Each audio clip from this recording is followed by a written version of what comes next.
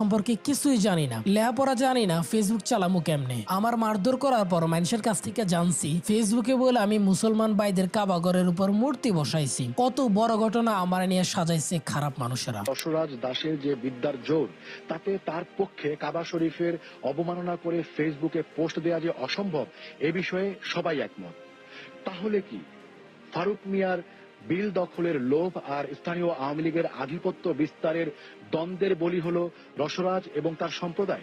এই সচ্ছল ছেলেটা কোনো অন্যায় না করে 7 মাস জেল কাটছে এবং এই ঘটনার কোনো সুস্থ বিচার তো করে নাই। উল্টা এই হামলার যারা মাস্টার মাইন্ড ছিল তাদেরকে মনোনয়ন দিয়ে আওয়ামী লীগ থেকে পুরস্কৃত করা হয়েছে। আর এই আওয়ামী লীগে এসে যখন দেশের মানুষকে সবক দেয়, তারা এই দেশের সংখ্যালঘুদের রক্ষাকর্তা, কোন কেমনটা লাগে। 2012 সালের রামু হামলা কিংবা 2016 সালের নাসিরনগরের হামলা, দুইটা চালানো হয়েছিল উপর থেকে প্ল্যান করে। গোয়েন্দা সংস্থা এবং স্থানীয় প্রশাসন লোকেরা জানার পরেও তারা কোনো ব্যবস্থা নেয়নি, বরঞ্চ হামলাগুলা করার জন্য সুযোগ